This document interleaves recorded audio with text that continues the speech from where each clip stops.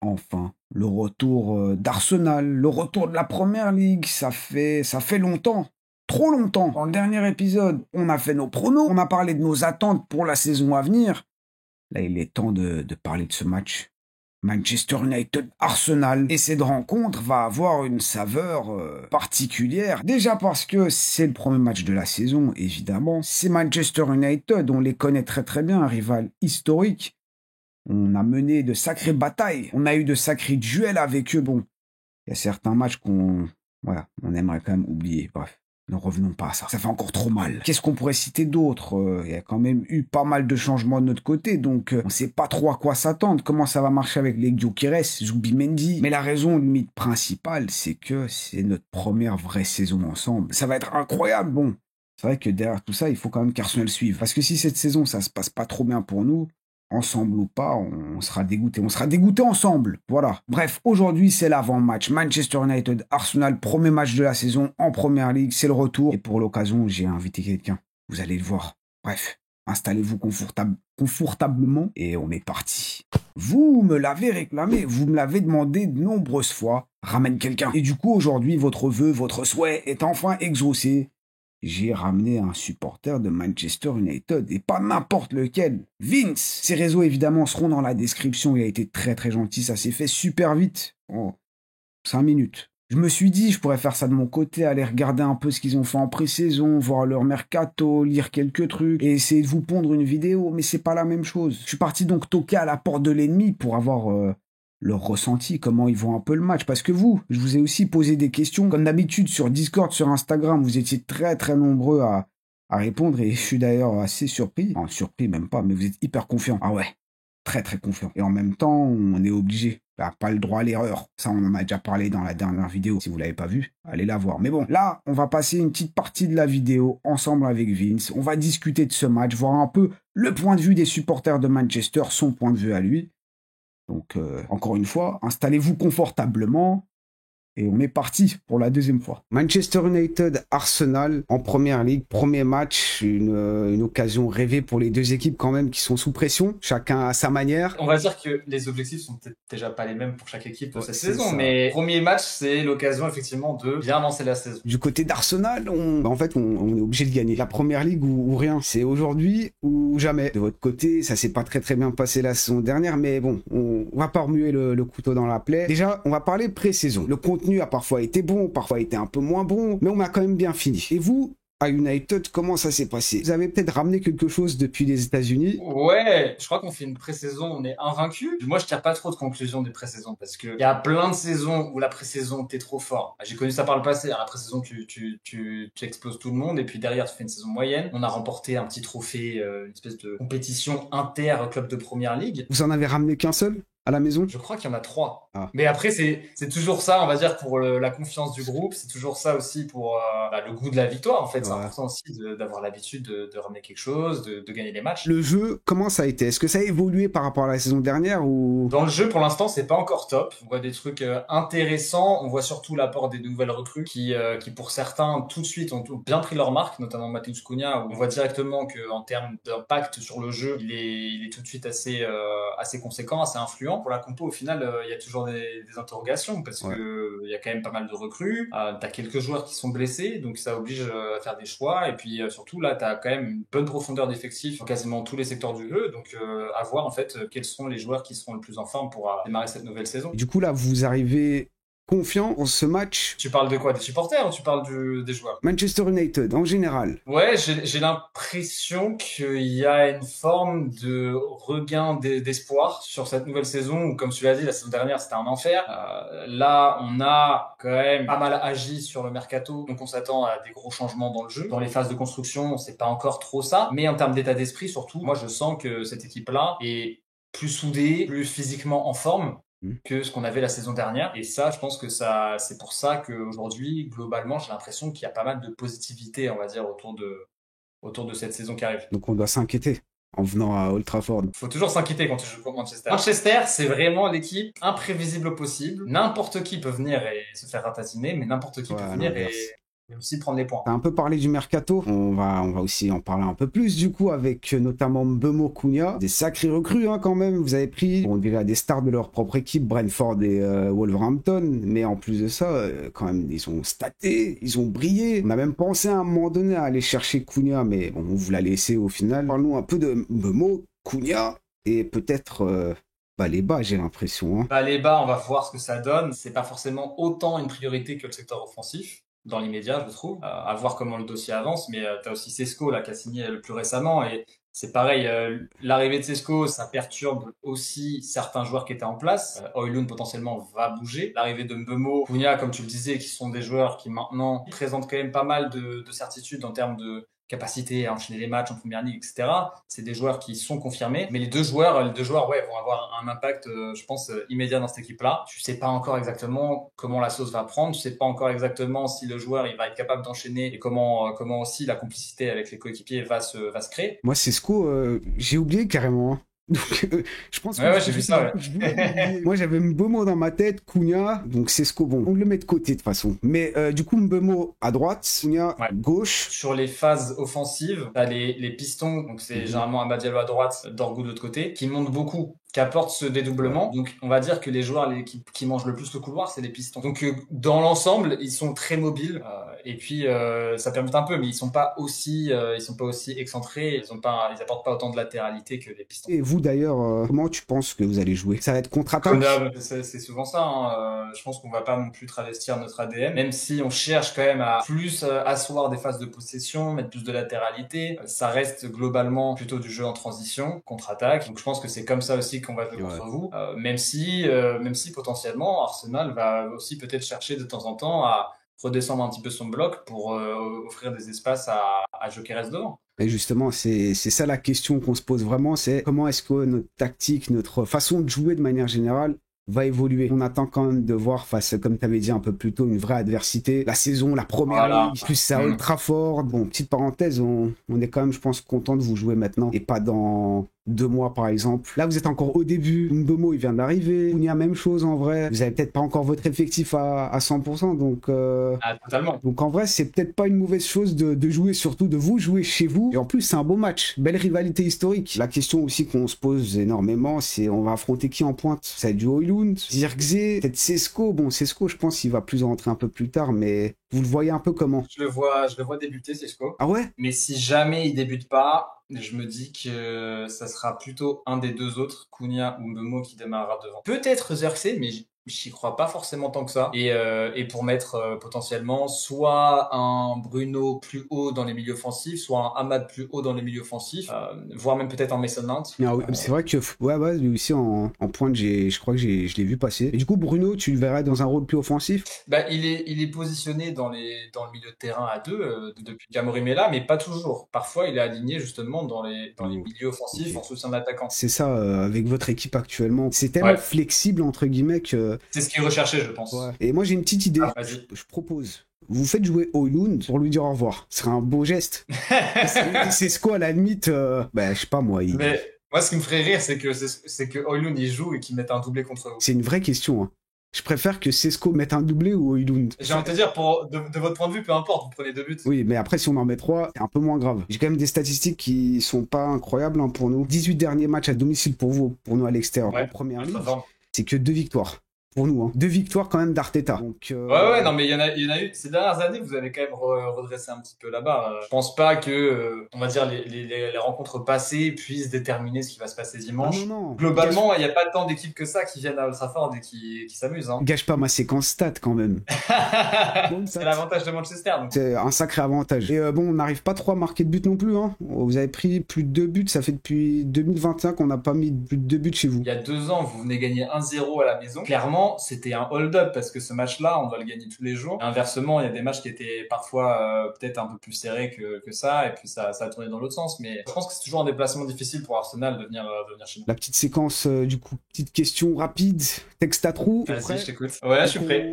Et donc, sans donner les pronos, le match, je le sens, 3 petits points. Jusqu'à ce matin, je savais pas, mais plus le temps avance, plus en vrai, je le sens bien. Je donne pas le score, ça, je laisse pour plus tard. Mais je pense que ce match, il va être intense. Peut-être un peu stressant pour nous. Peut-être qu'on peut se faire surprendre au début, mais au final, je le sens bien. Toi, comment ça se passe de votre côté? Moi, je peux parler que pour moi, hein. Ce match-là, je me sens ouvert. On peut très bien prendre les 3 points. Et je pense qu'il y aura des buts. Et sachant, comme tu l'as dit, que c'est deux équipes où il y a quand même des arrivées importantes. C'est le premier match de la saison. Tout n'est pas encore rodé, tout n'est pas encore en place. Les deux équipes laisseront des espaces à l'autre. Et du coup, ouais, ce match-là, sans dire si je le sens particulièrement bien ou pas, je le sens ouvert. Ok, mais de toute façon, tu vas pas y échapper à ton prono, tu vas le donner après. Ouais, mais très bien. Mais du coup, ça sera pour plus tard.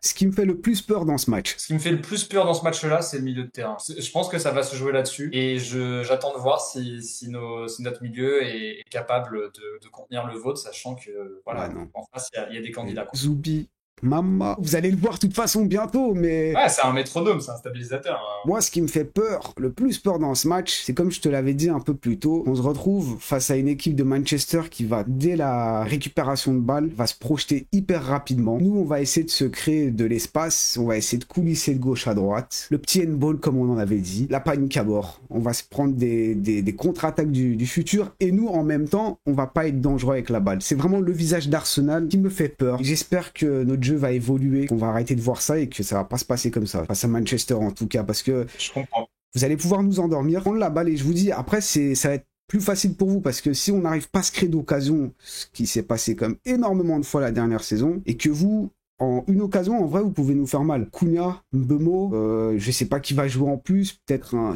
Sesco. Bon, ça, il faut pas le dire trop fort, mais ça me fait vraiment peur. Ce mauvais visage d'Arsenal et un Manchester United qui est quand même très opportuniste sur le coup. On reste un peu dans la crainte avec le joueur qui me fait le plus peur chez l'adversaire. Saliba, parce qu'il est capable de museler nos attaquants. Et vu que vous êtes fort sur coup de pied arrêté, il est aussi capable d'être dangereux sur coup de pied arrêté. Donc ouais, c'est lui qui me fait le plus peur, je pense. Avec Gabriel aussi, normalement, de retour. Ouais, les deux, mais il faut bien choisir un, faut choisir son poison. Ah, je pensais pas que t'allais dire Saliba pour le coup. Hein. Ouais, j'aime bien surprendre. Ouais, tu m'as surpris, je pensais plutôt à un joueur offensif. Ouais, classique, mais... Havertz, Martinelli. Havertz, il m'énerve. Je peux pas le voir, lui. Je vais pas dire de gros mots, mais voilà, il fait des fautes très évitables et c'est pour moi un sale joueur. Moi, en tout cas, je le voyais pas comme ça, mais c'est vrai que... Surtout que là, t'as vu, il est devenu costaud, hein. Il a mangé. Ouais, mais alors là, c'est pareil. On a vu des fausses images où il était super baraqué et tout, où il a juste pris un petit peu de muscle. Non, bon, il partait de loin, hein, donc ça se voit tout de suite. Mais là, tu te dis, c'est vrai que Havertz, il va pas forcément pour jouer le ballon. Ouais. Il va juste chercher le défenseur ou le gardien pour mettre un petit coup. Et Martinelli, on en pense quoi? Un de Gunners, à qui j'ai posé la question sur Instagram, m'a quand même dit Martinelli fera un grand match. Pas trop peur de lui, ça va? Disons que si, il fait toujours peur, mais en face de lui, ça sera sûrement Lenny Yoro. J'ai confiance en Lenny Yoro. Si Martinelli, c'est du Martinelli classique, à savoir il court tête baissée, il va mordre la ligne, ou alors il essaie de repiquer dans l'axe. Intérieur-extérieur, ça on l'a vu, on le connaît par cœur. De toute façon, c'est un gunner, on n'a pas vu le match de Martinelli et qu'on lui dit Martinelli a fait du Martinelli, je pense qu'il comprend tout de suite. Ouais, mais même moi je comprends. Hein. Ouais. Après, c'est un joueur quand même qui apporte pas mal de percussions, oui, ça on peut pas l'enlever. Qui remue quand même, qui déstabilise la défense. Le problème, c'est qu'il fait des choses qui sont peut-être pas assez clinquantes, pas assez efficaces dans ce qu'on aimerait, voilà. Le joueur qui me fait le plus peur, c'est... En fait, moi, c'est votre père, là, Cunha, Mbeumo. Déjà, ils arrivent, donc ils ont en quelque sorte des choses à prouver, on va dire. Exactement, totalement. Ça, c'est vraiment pas évident. C'est du nouveau, donc on sait pas vraiment à quoi s'attendre. On connaît leur qualité individuelle dans cette équipe, en plus combinée. Et ouais, donc ça fait peur, mais c'est vrai que tout à l'heure, t'as quand même cité un autre nom que j'avais totalement zappé, c'est Sesco. Et le joueur qui me fait le plus peur, peut-être c'est Sesco. J'ai peur du petit doublé, comme tu l'as dit, ou alors que Sesco rentre à la 90e minute et qu'en 5 minutes, ils nous mettent un but. C'est vrai qu'en vrai, quand on y pense, Mbeumo, Cunha, Sesco, Bruno... Ouais, Amad Diallo. Amad Diallo aussi, Dorgu. J'ai quand même l'impression que c'est plutôt pas mal aussi. Bon, le gardien, on met qui? Ça sera Onana, je crois. Onana, content de ça ou? Non. Bah, Indir, il a quand même fait un bon match face à nous. Hein. En FA Cup? Non, j'ai pas envie d'en reparler. Dis juste oui ou non. Ouais, il était pas mal, ouais. À voilà. l'Emirates, il était pas mal. Bon.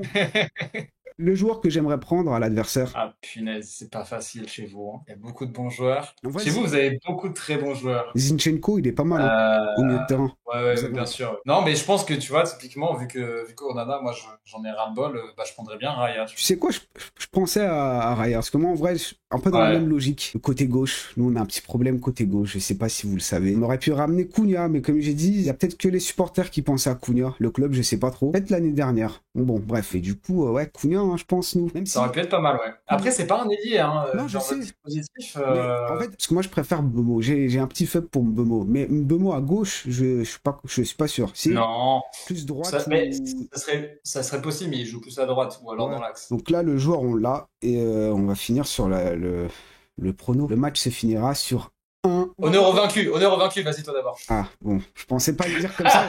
Je pensais le dire, on va laisser ton prono pour vraiment la toute fin. Je me suis réveillé en sursaut et j'ai vu 3-1. 3-1 pour nous, évidemment, parce que j'aurais pas le sourire, là. Ça m'étonnerait pas, le scénario, je te le donne. T'as même pas besoin de voir le match. Vous marquez le premier but. C'est un peu la panique à bord de notre côté. Vous commencez quand même bien, mais on arrive à se remettre petit à petit et 3-1 pour nous. Qu'est-ce que t'en dis? C'est pas mal comme scénario. On vous laisse l'opportunité de marquer le premier but de la saison. Allez, même un Cunha Mbeumo pour la confiance, pas Sesco par contre. C'est trop tôt. Bah ça se tient, même si ça signifierait, parce que si ça veut dire qu'on marque le premier but et qu'on en prend 3 derrière, ça veut dire qu'il y a un naufrage dans les têtes. Donc pour le premier match de la saison, j'espère que ça se passera pas comme ça. Et j'ai l'impression que ce United-là est plus confiant et solide mentalement que ça. United étant aussi un petit peu friable défensivement, ça m'étonnerait pas qu'on prenne des buts. C'est pour ça que moi de mon côté, je suis plus sur un 2 partout, 2 partout pour voilà, comme ça. On perd pas, vous perdez pas. Chacun peut, voilà, après tirer les enseignements de la rencontre pour s'améliorer pour le match d'après. Oh ouais, non, moi en fait le 3-1 je préfère. Je vais pas te mentir que le 3-1 m'arrange un peu plus que le 2-2. Et petit prono sur le classement final pour les deux équipes. Et bah écoute, moi j'ai déjà sorti une vidéo là-dessus. Donc j'avais mis Arsenal en 3 et United 6e. Ok, bah en vrai, on va laisser une explication, ils iront la voir. Je vous invite à aller voir la vidéo de Vince et toutes les autres, vous abonner, les liens seront dans la description évidemment. Et bon, bah j'espère que t'as passé quand même un bon petit moment. On verra bien dimanche. Mais moi je suis pas rancunier, vous êtes nos petits, donc il y a de l'affection quoi, forcément. Vas-y, qu'est-ce qu'on peut te souhaiter? J'ai plus envie de parler.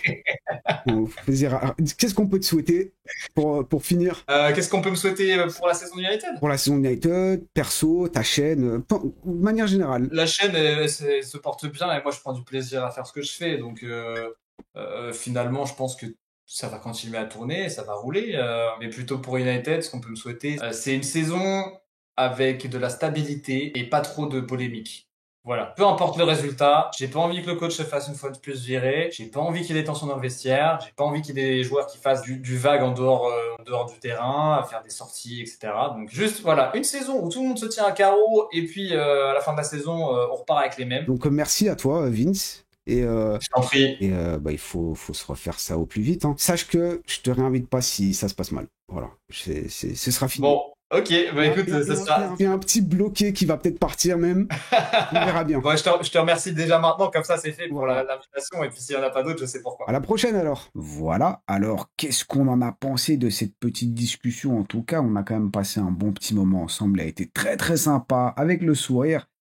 Si seulement il savait ce qui les attend. Bon, j'espère juste pas regretter ces mots, ouais, ça va mal vieillir. Enfin, j'espère pas. Mais attendez, parce qu'on n'a pas encore fini. On n'a pas encore terminé notre avant-match. Là, on connaît l'avis, l'état d'esprit de notre rival de dimanche, notre rival de demain. En vrai, notre rival de toujours. Mais, comme je vous l'ai dit un peu plus tôt, je vous ai aussi posé la question sur Discord, sur Instagram. Donc, on ne peut pas oublier. On ne peut pas zapper ça. On est obligé de faire un petit tour. Est-ce que Kai Havertz doit start le match? Est-ce qu'il doit commencer ou pas? Très très bonne question, même si de base, c'est moi qui pose des questions. C'est quoi ça? Imaginez que Gyökeres commence et ça fonctionne pas. Il va foirer son premier match à Old Trafford. Alors que Kai est fit. Il connaît la Première Ligue. Il connaît Manchester United. Il est intégré au système. On peut faire rentrer Gyökeres en seconde mi-temps et il partagera la pression avec Kai. Vous en pensez quoi? Comment c'est possible que j'ai pas pensé à cette question? Mais bon, c'est vrai qu'on peut quand même se la poser. Kai ou Gyökeres? Et c'est vrai que pour Gyökeres, il y a une énorme pression. Si jamais ça se passe pas très très bien,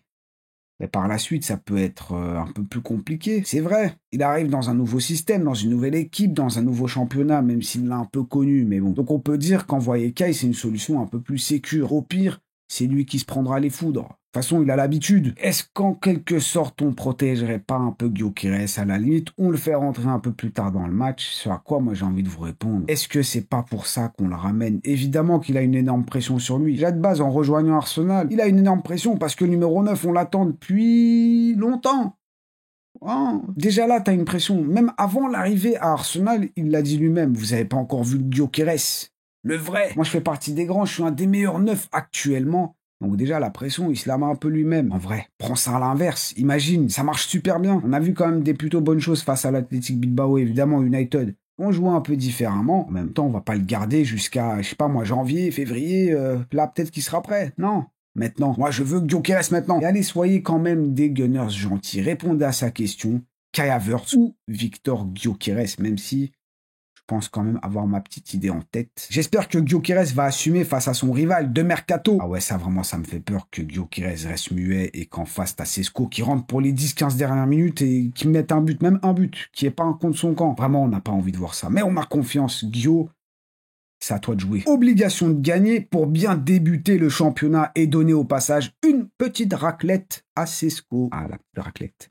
J'y pense. Ne démarrez pas comme ça, vous savez comment je suis. Gyökeres qui met un but, une passe D et Sesco qui marque contre son camp. Mais oui, Gyökeres avec un petit but, une petite passe D et un Sesco qui met un but contre son camp. Moi, je signe tous les jours si c'est ça. Sesco, fais-toi plaisir. Je vois bien une victoire d'Arsenal si et seulement si il y a du sérieux. Si les gars ont vraiment faim, je ne peux pas douter que c'est 3 points dans la poche. La chepeau. Il n'y a qu'une seule chose que nos Gunners doivent avoir en tête, la victoire et rien d'autre. À partir de là, je suis confiant. Faut pas les sous-estimer, mais en même temps, la victoire ou rien. Faut gagner. Les joueurs doivent être déterminés et avoir la rage de vaincre. Se battre sur chaque ballon quand on presse, il faut courir et être agressif. Je vous l'ai dit, vous êtes hyper confiant. Il faut gagner, on le sait, ils le savent, enfin on l'espère. Hein. Démarrer le championnat avec une victoire face à Manchester United, sachant quand même les prochains matchs qu'on aura, ça va pas être évident, c'est primordial, c'est super important dans cette course, même si évidemment, si on perd des points, bon, on touche du bois, il n'y a pas de chauve ici, donc on fera 100, mais c'est que le début de saison.